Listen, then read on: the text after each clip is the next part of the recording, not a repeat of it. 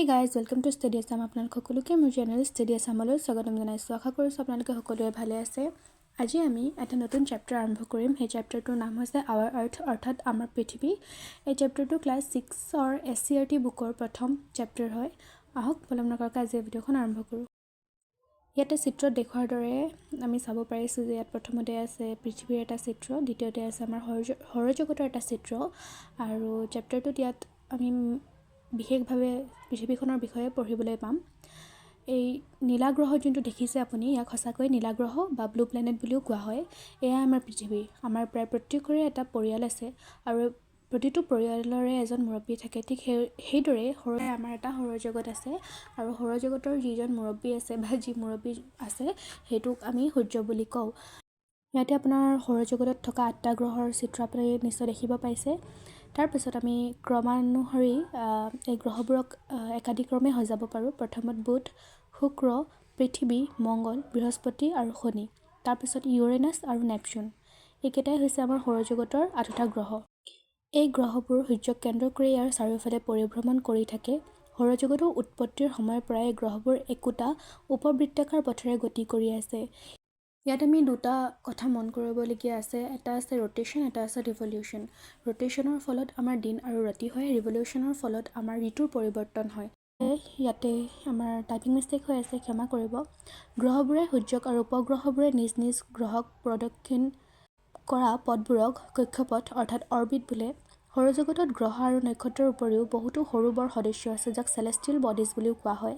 উপগ্ৰহ যাক ছেটেলাইট বুলি কোৱা হয়, ধূমকেতু বা নেজাল তৰা, কমেট, উল্কা বা পপীয়া তৰা, মেটিয়ৰ্ছ, গ্ৰহাণুপুঞ্জক এষ্ট্ৰইড আদি নামেৰে আমি নামাকৰণ কৰিব পাৰোঁ। আমি নিশাৰ আকাশত দেখা চন্দ্ৰ বা জোনটো হৈছে উপগ্ৰহৰ এটা উদাহৰণ। চন্দ্ৰ হৈছে পৃথিৱীৰ একমাত্ৰ উপগ্ৰহ।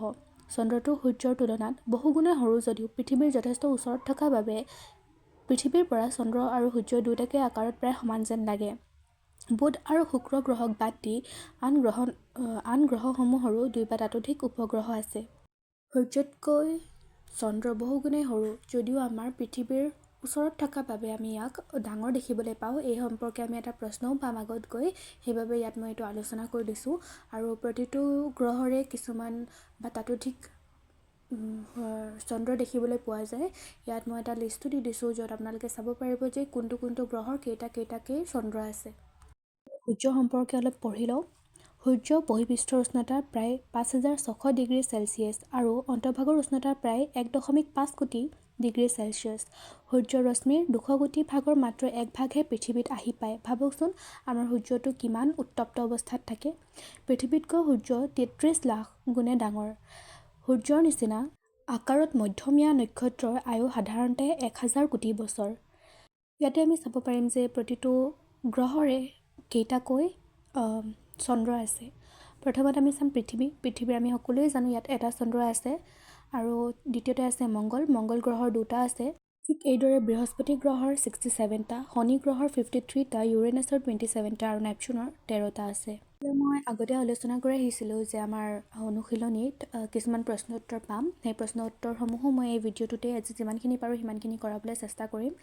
এতিয়া আপোনালোকে চাওকচোন, এই সম্পৰ্কে মই আগতেও আলোচনা কৰিছিলোঁ। প্ৰথম প্ৰশ্নটো হৈছে সূৰ্যৰ পৰিয়ালটোৰ নাম কি? আপোনালোকে এই প্ৰশ্নৰ উত্তৰটো মোক কমেণ্ট ছেকশ্যনত জনাবলৈ নাপাহৰিব। ইয়াৰ উত্তৰ জনোৱাসকলক ইয়াৰ নেক্সট ভিডিঅ'ত মই শ্বাউট আউট দিবলৈ চেষ্টা কৰিম আৰু আশা কৰিছোঁ ইয়ালৈকে আপোনালোকে ভিডিঅ'টো চাই আছে যদি ভিডিঅ'টো আপোনালোকক চাই ভালেই লাগিছে আৰু ঠিক এইদৰে চাই থাকক। আমি শেষলৈকে এই চেপ্টাৰটো কমপ্লিট কৰিব পাৰিম বুলি আশা কৰিছোঁ। আৰু যদি নহয় আজি, তেন্তে মই এই ভিডিঅ'টোৰ নেক্সট এটা পাৰ্ট লৈ আহিম য'ত মই যোনটো পাঠৰ মূল অনুশীলনী আছে সেই সম্পৰ্কেও আলোচনা কৰিম। এতিয়া আহক নেক্সট ইয়াৰ পিছত যোনটো প্ৰশ্ন আছে সেইটো চাওঁ। আমাৰ অনুশীলনীৰ দ্বিতীয় প্ৰশ্নটো হৈছে পৃথিৱীৰ উপগ্ৰহটোৰ নাম কি? এতিয়া আমি এই পিকচাৰটো চাই হয়তো আমি গমেই পাইছোঁ যে আমাৰ পৃথিৱীৰ উপগ্ৰহটো হৈছে চন্দ্ৰ। তৃতীয় প্ৰশ্নটো হৈছে যে সৌৰজগতৰ গ্ৰহকেইটাৰ নাম সূৰ্যৰ পৰা দূৰত্ব অনুসৰি একাদিক্ৰমে লিখা। এইটো মই প্ৰথমতে আলোচনা কৰি গৈছিলোঁ যদিও আপোনালোকৰ বাবে মই ইয়াত লিখি দিছোঁ। আপোনালোকে এইটো নোট ডাউন কৰি ৰাখিব পাৰে আৰু এটা বস্তু আপোনালোকে কৰিব পাৰে, যেতিয়া আমি চেপ্টাৰ এটা আৰম্ভ কৰোঁ তেতিয়াহ'লে আপুনি সকলোবোৰ বস্তু যোনবোৰ আমি ইম্পৰ্টেণ্ট বুলি ইয়াত কৈ দিওঁ সেইবোৰ আপোনালোকে নোট ডাউন কৰি ৰাখিব পাৰে, যিহেতু আপোনালোকক ভৱিষ্যতত পৰীক্ষাৰ সময়ত কামত আহিব বুলি মই ভাবোঁ। এতিয়া এটা প্ৰশ্ন আছে। প্ৰশ্নটোত সোধা হৈছে যে চন্দ্ৰটো সূৰ্যৰ তুলনাত বহুগুণে সৰু হ'লেও পৃথিৱীৰ পৰা দুয়োটাকে কিয় সমান দেখি? চন্দ্ৰটো সূৰ্যৰ তুলনাত বহুগুণে সৰু যদিও পৃথিৱীৰ যথেষ্ট ওচৰত থকা বাবে পৃথিৱীৰ পৰা চন্দ্ৰ আৰু সূৰ্য দুয়োটাকে আকাৰত প্ৰায় সমান দেখি। এতিয়া আমি পৃথিৱীৰ সম্পৰ্কে প্ৰায় কিছুমান বস্তু শিকি আহিছোঁ। এতিয়া আমি চাম পৃথিৱীৰ আকাৰ আৰু আকৃতি সম্পৰ্কে। আমি গোলক এটা সকলোৱে দেখিছোঁ। আমাৰ বিদ্যালয়সমূহতো গোলক ৰখা থাকে, অৰ্থাৎ আমি আজিকালি মোবাইল ফোনতো দেখিবলৈ পাওঁ গোলক, যাক গ্ল'ব বুলিও কোৱা হয়। ই এটা আৰ্হিৰ নিচিনা হৈছে, যাক আমি পৃথিৱীৰ প্ৰতিটো ঠাই মানে সৰু আকাৰত দেখিবলৈ পাওঁ। গোলক হ'ল বৃহৎ পৃথিৱীৰ এটা ক্ষুদ্ৰ আৰ্হি বা নমুনা। গোলকৰ আকৃতি হৈছে ঘূৰণীয়া। আমি সাধাৰণতে পৃথিৱীখনক ঘূৰণীয়া বুলিয়েই কওঁ। ই পিছে সম্পূৰ্ণ ঘূৰণীয়া নহয়, উপবৃত্তাকাৰহে, জয়েডহে। ইয়াৰ দুয়ো মূৰ সামান্য চাপ খোৱা আৰু ইয়াৰ মাজৰ অংশ সামান্য ওফন্দি উঠা দৰে। আমাৰ সুবিধাৰ বাবে গোলকত পৃথিৱীখনক ঘূৰণীয়া কৰি দেখুওৱা হয়। আমি জানো যে আমাৰ পৃথিৱীখন বিভিন্ন ধৰণৰ পাহাৰ, পৰ্বত আৰু সমতল ভূমিৰে গঠিত। সেইবাবে এইটো কোৱা সম্ভৱ নহয় যে আমাৰ গোলকখন অৰ্থাৎ আমাৰ পৃথিৱীখন সম্পূৰ্ণৰূপে বৃত্তাকাৰ অৱস্থাত আছে বুলি আমি ক'ব নোৱাৰোঁ। পৃথিৱীখন আকাৰত বাৰু কিমান ডাঙৰ অনুমান কৰাচোন। তোমালোকে গণিত বিষয়ত বৃত্তৰ পৰিধি আৰু ব্যাসৰ বিষয়ে নিশ্চয় শুনিছা। পৃথিৱীৰ পৰিধি প্ৰায় 40,000 কিলোমিটাৰ। তেতিয়াহ'লে আমি ভাবিবই পাৰোঁ যে আমাৰ পৃথিৱীখন আকাৰত কিমান বৃহৎ হ'ব পাৰে। পৃথিৱীৰ উত্তৰ আৰু দক্ষিণা ব্যাস 12,714 কিলোমিটাৰ আৰু পূবা পশ্চিমা ব্যাস 12,756 কিলোমিটাৰ দীঘল। পৃথিৱীৰ পূবা পশ্চিমা ব্যাস উত্তৰ আৰু দক্ষিণা ব্যাসতকৈ 42 কিলোমিটাৰ বেছি দীঘল, অৰ্থাৎ পৃথিৱীৰ মাজ অংশটো কিছু ওফন্দি উঠা ধৰণৰ হয়। গোলকত থকা এই শলাডালৰ দৰে পৃথিৱীৰ দুয়ো মেৰু সংযোগ কৰি এডাল ৰেখা কল্পনা কৰা হৈছে। পৃথিৱীৰ কেন্দ্ৰৰ পৰা পাৰ হৈ যোৱা এই ৰেখাডালকে পৃথিৱীৰ মেৰুদণ্ড বা এক্সিছ বুলি কোৱা হয়। এই মেৰুদণ্ডডালৰ ওপৰৰ পিনে থকা শীৰ্ষ বিন্দুটোক উত্তৰ মেৰু বা সুমেৰু নৰ্থ প'ল আৰু তলৰ পিনে থকা শীৰ্ষ বিন্দুটোক দক্ষিণ মেৰু বা কুমেৰু। ইয়াতে আকৌ টাইপিং মিষ্টেক হৈ আছে, মই চেষ্টা কৰিম যাতে মই ভালকৈ লিখি দিওঁ নেক্সট টাইমৰ পৰা। ছাউথ প'ল বুলি কোৱা হয়। এটা কথা আমি ইয়াতে মন কৰিব লাগিব যে নৰ্থ প'ল হওক বা ছাউথ প'ল হওক, ইয়াত যিহেতু সূৰ্যৰ ৰশ্মি বহুত কম পৰে, সেইবাবে এই দুয়োটা প'লেই অতি ঠাণ্ডা অৱস্থাত থাকে, অৰ্থাৎ ইয়াৰ জলবায়ু বহুত ঠাণ্ডা আৰু ইয়াত সাধাৰণতে আমি বৰফেৰে আৱৰা বুলি ক'ব পাৰোঁ। শলাডালৰ ওপৰত নিৰ্ভৰ কৰি গোলকটো ঘূৰাৰ দৰে পৃথিৱীখনেও নিজ মেৰুদণ্ডৰ ওপৰত পশ্চিমৰ পৰা পূবলৈ অনবৰতে ঘূৰি আছে। গোলকত মেৰুদণ্ড বুজাবলৈ ব্যৱহাৰ কৰা শলাডালৰ দৰে আমাৰ পৃথিৱীৰ মাজেৰে বাস্তৱত কোনো শলা নাই, কিন্তু আমি এটা কল্পনা কৰি লোৱা শলা বুলিহে আমি ইয়াক ক'ব পাৰোঁ। আৰু পৃথিৱীৰ দুয়ো মেৰু সংযোগ কৰা মেৰুদণ্ডডাল এডাল কাল্পনিক ৰেখাহে মাথোন। ইয়াতে মই এটা আপোনাক কথা ক'ব বিচাৰোঁ যে প্ৰতিটো ভিডিঅ' বনাওঁতে অলপ হ'লেও কষ্টৰ প্ৰয়োজন হয় আৰু সময়ৰ প্ৰয়োজনো হয়। তো মই আপোনালোকক সকলোকে ক'ব বিচাৰিছোঁ যে যদি ইয়ালৈকে আপোনালোকে ভিডিঅ'টো চাই আছে, তেতিয়াহ'লে নিশ্চয় আপোনালোকৰ লাগতিয়াল হ'ব বুলি মই ক'ব পাৰোঁ। আৰু আপোনালোকে চেষ্টা কৰিব যে যোৱাৰ আগত, ভিডিঅ'টো শেষ কৰাৰ আগত এটা লাইক কৰি দিওঁ, কাৰণ এয়া চাওক, ইয়াত যেনেকৈ দিয়া আছে পথালিকৈ সোঁমাজেৰে এডাল ৰেখা অংকন কৰা। তো আমি ইমেজিনেশ্যনৰ কাৰণে যাতে সুবিধা হওক সেইবাবে মই এটা পিকচাৰো দি দিছোঁ আপোনালোকক। আৰু মই জানো যে প্ৰতিটো বস্তু মনত ৰখাই বহুত কঠিন হৈ পৰে, সেইবাবে সৰু সুৰা এনেকৈ চিত্ৰৰ সহায়ত হ'লে ভিডিঅ'টো আমি চাবলৈ ভাল পাওঁ। সেইবোৰ ভাবি কিনি মই এইদৰে আপোনালোকৰ বাবে PPT ফৰ্মত ভিডিঅ'টো লৈ আহিছোঁ। আৰু যদি আপোনালোকৰ কিবা এনেকুৱা ছাজেশ্যনছ থাকে তো মোক নিশ্চয় কমেণ্ট ছেকশ্যনত জনাব, মই সেইবোৰৰ ওপৰতো কাম কৰিম। আৰু আহক এতিয়া আৰু বেছি কথা নপতাকৈ ভিডিঅ'টো আগলৈ চাই থাকক। আৰু বেছি সময়ৰ প্ৰয়োজন নহয় আৰু অলপতে আমাৰ ভিডিঅ'টো কমপ্লিট হ'ব। গোলকত পথালিকৈ সোঁমাজেৰে এডাল ৰেখা আছে, ঠিক সেইদৰে আমাৰ পৃথিৱীৰ উপৰিভাগতো দুয়ো মেৰুৰ পৰা সমদূৰত পূবা পশ্চিমাকৈ এডাল ৰেখা কল্পনা কৰি লোৱা হৈছে। এই ৰেখাডালক বিষুৱ ৰেখা ইকুৱেটৰ বুলি কোৱা হয়। এই ৰেখাডালে পৃথিৱীখনক সমানে দুটা ভাগত ভাগ কৰিছে। ইয়াৰ উত্তৰ অংশ উত্তৰ গোলাৰ্ধত নৰ্দাৰ্ণ হেমিস্ফিয়াৰ আৰু দক্ষিণ অংশ দক্ষিণ গোলাৰ্ধত ছাউদাৰ্ণ হেমিস্ফিয়াৰত ইয়াতে আছে থকাৰ বাবে ইয়াক আমি ছাউদাৰ্ণ হেমিস্ফিয়াৰ বুলিও কওঁ। ইয়াৰ উপৰি আমি জানিব পাৰিলোঁ যে বিষুৱ হ'ল পৃথিৱীক সমানে দুভাগ কৰা এডাল কাল্পনিক বৃত্তাকাৰ ৰেখা। এইটো আমাৰ বাবে অতি প্ৰয়োজনীয়, কাৰণ এনেকুৱা ধৰণৰ প্ৰশ্ন আমি পৰীক্ষাত আহিবলৈ দেখিবলৈ পাওঁ। 1 নম্বৰীয়াই হওক বা 2 নম্বৰীয়াই হওক, এই প্ৰশ্নবোৰ আহে। আৰু চেষ্টা কৰিব যাতে আপোনালোকে এনেকৈ ডায়েগ্ৰাম এটা বনাই লয়, আৰু ঠিক সোঁমাজেৰে যেনেকৈ মই দুটা ভাগত ভাগ কৰি দিছোঁ, আপোনালোকেও তেনেকৈ ভাগ কৰি মাজৰ ৰেখাডালৰ নাম বিষুৱ ৰেখা বুলি ৰাখি দিব। এতিয়া প্ৰথম অনুশীলনীৰ প্ৰশ্নটোতো আপোনালোকক মই সকলোকে কমেণ্ট ছেকশ্যনত জনাব কৈছিলোঁ। সেইটো যদি আপোনালোকে কমেণ্ট কৰি দিছে, তেতিয়াহ'লে আমি এতিয়া হওক অনুশীলনী দ্বিতীয়ৰ প্ৰশ্নটো চাওঁ। পৃথিৱীৰ বৃহৎ পৃথিৱীৰ ক্ষুদ্ৰ আৰ্হিটো কি? এই সম্পৰ্কে মই আপোনালোকক কৈ আহিছোঁ। বৃহৎ পৃথিৱীৰ ক্ষুদ্ৰ আৰ্হিটো হৈছে গোলক। ইয়াতে আমি গোলকৰ এটা পিকচাৰো দি দিবলৈ চেষ্টা কৰিছোঁ, আপোনালোকে চাব পাৰিব। যদি এতিয়ালৈকে আপোনালোকে চোৱা নাছিলে গোলক, তেতিয়াহ'লে এইটোৱে হৈছে আমাৰ গোলক। আজি আমাৰ ভিডিঅ'টো চাবলৈ দগেশ ভাইও আহিছে। আহক চাওঁ আমাৰ দগেশ ভাই আজি কি প্ৰশ্ন লৈ আহিছে। এতিয়া প্ৰশ্ন দিছে পৃথিৱীৰ পৰিধি কিমান? এই প্ৰশ্নৰ উত্তৰটো আমি কমেণ্ট ছেকশ্যনত আপোনালোকে জনাবলৈ চেষ্টা কৰিব। আৰু এনেকৈ আপোনালোকে যদি কমেণ্ট কৰে তেতিয়াহ'লে মোৰো ভাল লাগিব যে হয় আপোনালোকৰ ভিডিঅ'টো চাই ভাল লাগিছে, আৰু এনেধৰণৰ ভিডিঅ' মই আগতেও লৈ আহি থাকিম আপোনালোকৰ বাবে। এতিয়া দিছে পৃথিৱীয়ে কোন দিশৰ পৰা কোন দিশলৈ গতি কৰে? পৃথিৱীখনে নিজ মেৰুদণ্ডৰ পৰা পশ্চিমৰ পৰা পূবলৈ অনবৰতে গতি কৰে। দিছে যে পৃথিৱীৰ 2 মেৰু আৰু বিষুৱ ৰেখা দেখুৱাই এটা গোলকৰ ছবি আঁকা। এতিয়া মই আপোনালোকক ডায়েগ্ৰামটো দি দিবলৈ চেষ্টা কৰিছোঁ। এইটো আপোনালোকে নিজৰ কপিত ড্ৰ কৰি ল'ব। বিষুৱ ৰেখাৰ সমান্তৰালকৈ ক্ৰমে উত্তৰলৈ আৰু দক্ষিণলৈ কিছুমান বৃত্তাকাৰ ৰেখা অংকন কৰা হৈছে। এই ৰেখাবোৰক অক্ষৰেখা পেৰেলেলছ বোলে। প্ৰতিডাল অক্ষৰেখাৰ মান বা জোখক অক্ষাংশ লেটিটিউড বোলে।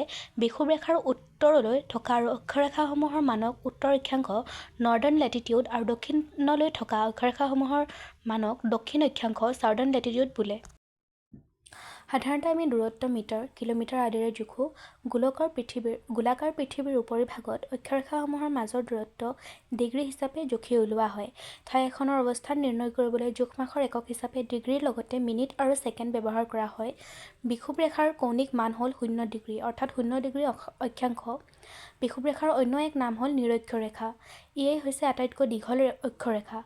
বাকী অক্ষৰেখাবোৰ মেৰুৰ দিশলৈ ক্ৰমাৎ সৰু হৈ যায়। এটা কথা মনত ৰাখিবলগীয়া যে প্ৰতিডাল অক্ষৰেখাই হৈছে এটা পূৰ্ণ বৃত্ত, কিন্তু 2 মেৰুত বৃত্তাকাৰ অক্ষৰেখা একোটা বিন্দু হৈ গৈ পৰেগৈ। পৃথিৱীৰ উত্তৰ মেৰুৰ কৌণিক মান 90 ডিগ্ৰী উত্তৰ, 90 ডিগ্ৰী নৰ্থ, আৰু দক্ষিণ মেৰুৰ, ইয়াত আকৌ মেৰুৰ বানানটো চাই ল'ব আপোনালোকে, কৌণিক মান 90 ডিগ্ৰী দক্ষিণ, অৰ্থাৎ 90 ডিগ্ৰী ছাউথ। গোলক এটাত প্ৰতিডাল অক্ষৰেখা অংকন কৰা বা দেখুওৱা সহজ নহয়। সেয়েহে বিষুৱ ৰেখাৰ উত্তৰে আৰু দক্ষিণে কেইডালমান প্ৰধান অক্ষৰেখা কথা প্ৰায় উল্লেখ কৰা হয়। সেই অক্ষৰেখা কেইটা হ'ল কৰ্কট ক্ৰান্তি, ট্ৰপিক অফ কেঞ্চাৰ, মকৰ ক্ৰান্তি, ট্ৰপিক অফ কেপ্ৰিকৰ্ণ, সুমেৰু, আৰ্কটিক চাৰ্কল, কুমেৰু, এণ্টাৰ্কটিক চাৰ্কল। ইয়াৰ অক্ষাংশ কি কি আছে আপোনালোকে ইয়াতে চাই ল'ব পাৰিব, আৰু পাৰিলে নোট ডাউন কৰি ৰাখি ল'ব।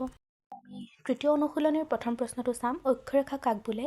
এই সম্পৰ্কে মই আগতে আলোচনা কৰি আহিছোঁ। ভিডিঅ'টো বেছি দীঘল যাতে হৈ নাযায় সেইবাবে মই ইয়াত লিখি দিছোঁ। আপোনালোকে পাৰিলে এইটো নোট ডাউন কৰি ল'ব। প্ৰশ্নটো হৈছে বিষুৱ ৰেখা কৌণিক মান কিমান? আৰু তৃতীয় প্ৰশ্নটো হৈছে সুমেৰু আৰু কুমেৰু কৌণিক মান কিমান? ইয়াত আপোনালোকে স্ক্ৰীনশ্বট লৈ ৰাখি ল'ব পাৰে। ভিডিঅ'টো শেষ হ'লে আপোনালোকে এইখিনিও লিখি ল'ব পাৰে। ইয়াতে এটা গুৰুত্বপূৰ্ণ প্ৰশ্ন আমাক দিয়া হৈছে বিষুৱ ৰেখাৰ বিষয়ে বৰ্ণনা কৰা, আৰু এই সম্পৰ্কে মই ইয়াত ধুনীয়াকৈ লিখি দিছোঁ। আপোনালোকে যদি পাৰে এইটোও আপোনালোকে লিখি ৰাখিব, আৰু 2 এবাৰ পঢ়িলে এনেকুৱা প্ৰশ্নবোৰ এনে নহয় যে আমি মুখস্থ কৰিলে আমাৰ মনত হৈ যাব। আমি বুজিব লাগিব প্ৰথমতে, আৰু যিহেতু মই আগতে আলোচনা কৰি আহিছোঁ এইখিনি, আশা কৰিছোঁ যে আপোনালোকে এইটো 2 এবাৰ পঢ়িলে আপোনালোকে পাৰি যাব। পাৰ্ট 2 বাকী আছে ভিডিঅ'টোৰ, কাৰণ অলৰেডি আমাৰ ভিডিঅ'টো 13 মিনিটছৰ হৈ গৈছে। মই বিচৰা নাই যে আমি অতি দীঘল ভিডিঅ' বনাওঁ, যিহেতু আমাৰ চাবলৈও বহুত অসুবিধা হয়, আৰু যিহেতু আমাৰ স্কুল থাকে বা আমি যদি বেলেগ ধৰণৰ কম্পিটিটিভ এক্সামৰ কাৰণে এই চেপ্টাৰবোৰ চাই আছোঁ, তথাপিও আমাৰ ওচৰত সময় বহুত কম থাকে, আৰু বেছি লং ভিডিঅ' এটা চাই ল'লে এনে লাগে যে না বহুত সময় লাগি আছে, কমপ্লিট কৰিব নোৱাৰিম। সেইবাবে মই শ্বৰ্ট ৰাখিম এতিয়াৰ পৰা ভিডিঅ'সমূহ, আৰু যিহেতু আধাতকৈ বেছি আমি ইয়াত অলৰেডি আলোচনা কৰি আহিছোঁ, সেইবাবে মই পাৰ্ট 2 কাৰণে আমাৰ বেছিতকৈ বেছি 10 মিনিটৰ ভিডিঅ'ই হ'ব। 2টামান টপিক আৰু এটা অনুশীলনী, ক্ষমা কৰিব 2টা অনুশীলনী আমি যদি কৰি ল'ব পাৰোঁ তেন্তে আমাৰ পাৰ্ট 2 কমপ্লিট হৈ যাব। আৰু ইয়াৰলৈকে যোনখিনি আমি কৰিলোঁ, ইয়াৰ ৰিলেটেড যদি কিবা ডাউট থাকে আপোনালোকে নিশ্চয় মোক কমেণ্ট ছেকশ্যনত জনাব। আৰু পাৰ্ট 2ত আমি দ্ৰাঘিমা ৰেখা সম্পৰ্কে পঢ়িম, ইয়াৰ অনুশীলনী, পৃথিৱীৰ গতি আৰু ইয়াৰ প্ৰভাৱ, আৰু ইয়াৰ অনুশীলনী সম্পৰ্কে আমি আলোচনা কৰিম, আৰু প্ৰশ্ন উত্তৰসমূহো মই কৰাই দিম। আপোনালোকক যদি ইয়াৰ ভিতৰৰ প্ৰশ্ন উত্তৰসমূহ লাগে তেন্তেও মোক জনাব পাৰে, কাৰণ আমি আজিকালি যিহেতু গম পাইছোঁ যে পেটাৰ্ণ চেঞ্জ হৈ গৈছে, আৰু আমাৰ MCQ OMR বেচিছত প্ৰশ্ন উত্তৰবোৰ আহিবলৈ দেখিবলৈ পোৱা যায়। মই সেইবোৰো আপোনালোকৰ বাবে লৈ আহিম, আৰু আমি চেষ্টা কৰিম যে আমি উইকলি এটা টেষ্ট বা মক টেষ্ট হিচাপে ভিডিঅ' এটা যাতে লৈ আহিব পাৰোঁ। আৰু হয়, ইমানখিনিয়ে মই এতিয়া নতুন চেষ্টা কৰিছোঁ যাতে এই চেনেলটো আমাৰ আপোনালোকৰ বাবে কিবা কামত আহে, আৰু আশা কৰিছোঁ আপোনালোকে ইয়ালৈকে ভিডিঅ'টো চালে আৰু আমনি নোপোৱাকৈ ভিডিঅ'খন শেষ হ'ল। আৰু আমি আকৌ লগ পাম পুনৰ নতুন এটা ভিডিঅ'ৰ সৈতে। ভিডিঅ'টো শেষ হ'লেও চোৱাৰ বাবে ধন্যবাদ।